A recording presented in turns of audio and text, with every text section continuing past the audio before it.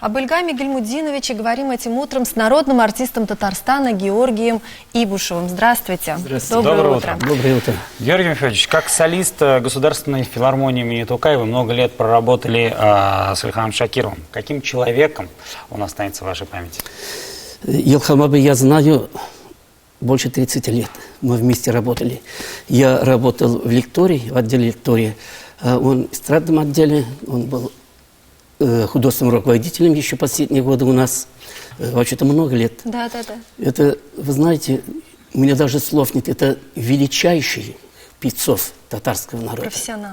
Профессионал высочайшего уровня. Я бы сказал, он отец татарской песни. Особенно народной. Он великий педагог. Я не могу сказать, вот что он того учил, этого учил. Его песни, его творчество нас вдохновляло. Он показывал нам, как петь, как держать себя на сцене там. И мы впитывали его творчество, потому что у него такая душа была, такой тембр голоса, такая сила. Я слышу, некоторые говорят, что вот тот-то он лучше поет Илхама. Вот. И меня это удивляет. Илхам – это есть Илхам. Илхамова – это вершина сегодняшнего дня. Нет еще такого певца у нас. Да, вот Ильхам Абый долгие годы был, вот как вы сказали, художественным руководителем филармонии. А вот каким он был именно на этой должности? А как работал с молодыми солистами? Расскажите, пожалуйста, об этом. Я же работал в классическом отделе вообще-то. Мы пели и зарубежную, и татарскую, и русскую, и итальянскую, там песни, романсы, арии. Я помню, вот, например, у нас тема песни, романса Латинской Америки. Удивительно просто для нас. Я помню, Илхамовый заходит к нам в отдел, в класс, слушает. Он был до такой степени, как вам сказать, чувствительный. Он понимал, вот он какие-то советы нам давал. Он был очень чутким человеком, очень. Он нас не учил, вот это месте, вот так бери, вот, например, ноту. Он нас учил петь душевно, чтобы мы могли раскрыть мелодию, романсы и песни. Вот. Когда его увидишь в филармонии, в душе такой бывает. Душевный человек, да? Такое чувство возникает. Ты уже понимаешь, что перед тобой величайший легенда. Я его видел первый раз в 1975 году. Большая утрата, как конечно, раз, для всех. Это очень большая утрата. А вот какие советы, Ильгам Абый, для вас ценные? Каким вы из них следующие в своем творчестве? Да. Что он дал вам такого ценного, что вот вы запомнили на всю жизнь? Я в 1985 году, Хандина Тимиргалиева, мы работали в Казани, 17 концертов. Однажды в Доме ученых я пел народную песню «Безденил, наша отчизна». И я даже не знал, что там сидит в зале Ильхам Абый. Вот там есть место в этой песне.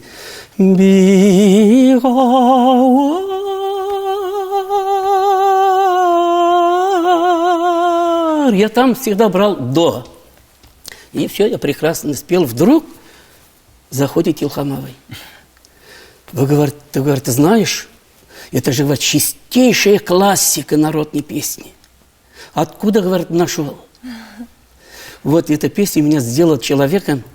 И Ильхам Абый, вот мы же часто встречались. Мы работали и в Петербурге, и в Москве, Астрахань, Ульяновск, Казань, и Дни культуры в Башкирии, Астрахани, там еще в других местах. В Казани, я не говорю, столько мы работали.